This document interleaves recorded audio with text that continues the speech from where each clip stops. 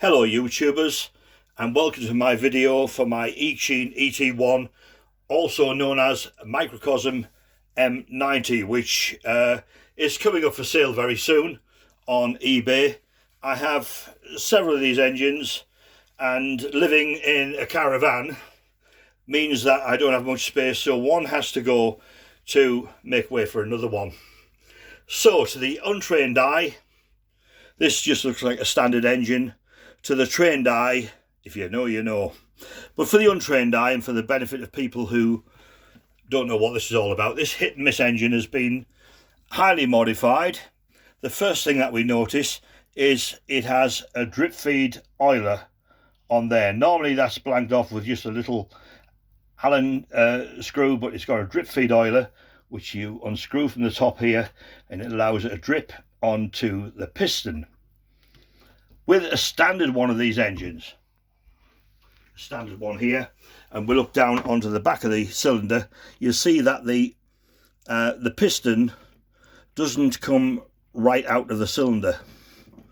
On this one, you see it comes right out, so the drip feed oiler drips onto it and lubricates the cylinder and the piston. Also on here you notice that there's two oil cups. These at the moment are not working, but they are fitted ready to work. The engine's had brand new main bearings fitted, so they're okay. But if you ever want to upgrade for bronze bearings, you can then drill the bearing for the oil to go into the middle, then these will come into play. The next thing that you notice on here is the strong springs for the governor have been taken off, and one weak one has been put on, so these weights expand and make the hit and miss work at much lower revs. On here, another modification, the little tiny hole in the top, and the oil will actually get right in the center of that rather than just putting oil on the outside, because normally you oil the outside, it doesn't get right in the middle, but it does now. Next thing that we notice is the base. It's got a solid base which houses the ignition system and the batteries. The batteries are not supplied with this engine when it goes. You'll have to buy your own batteries. It takes 3 AA batteries. If you look at that base, it's solid wood. They normally come on a sort of a pencil case like this, you see, with a slidey out bottom, which, you know, to me spoils the engine. That is much nicer with rubber feet on. Another modification I did on this engine, it has 4 holes here in the exhaust. I've blanked 3 of them off and enlarged this one, so all the fumes and the waste all comes out this one rather than out all over the engine. These engines run on petrol. I use lighter fuel because it's very clean burning, with a tiny drop of oil in on all my engines for a little bit of extra lubrication of the valves, and of course the cylinder lubrication too. The engine has been lightly oiled, ready for a run. I've also filled it up as well. When you fill these up, it takes about 2 of these funnels. That funnel comes with the engine, by the way, and you will see air in the pipe when you fill it up. If there's any air in the pipe, these engines will not run.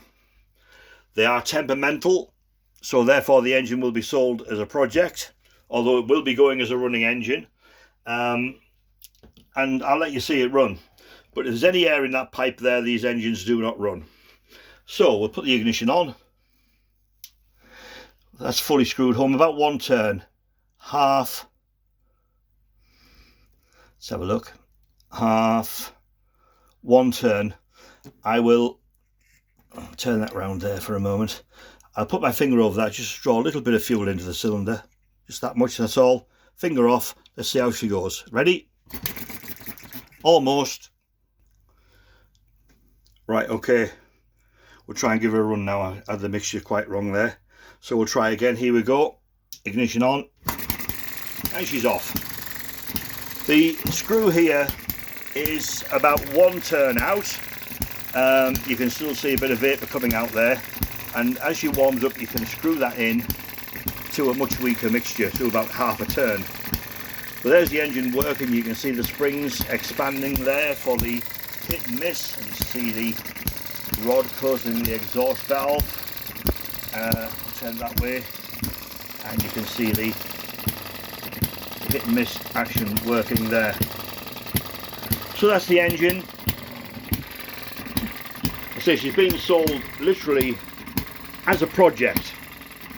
These engines run some days, other days they don't. They don't like cold weather, and they don't like being cold in general. I would suggest that whoever wins this engine, when they get it home, climatise it and let it get to room temperature, particularly during these cold times, before attempting to start. I say it comes with no guarantees. It's sold as it is, with nothing implied, but it is a runner, and you take a risk with it. There's no returns or anything. What you see is what you get. We'll give it another run. Up to compression. There we are. And she's off.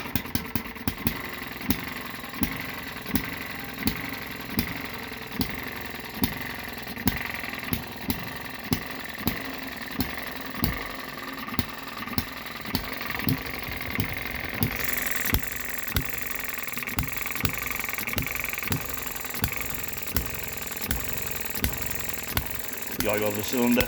There we are. So that's it now. There we are. I'm holding it down because you just jump a bit better with a tea towel or something on there. But there's the engine anyway.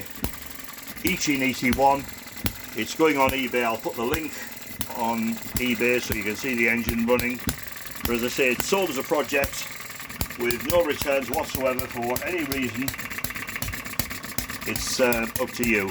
But there we are. It's running a bit rich there. I'll just weaken it up a bit. There we go. There we are. She's on just over half a turn now, and she's running beautiful. She's warmed up, you see. There we go. Turn that off. Thank you for watching. Bye.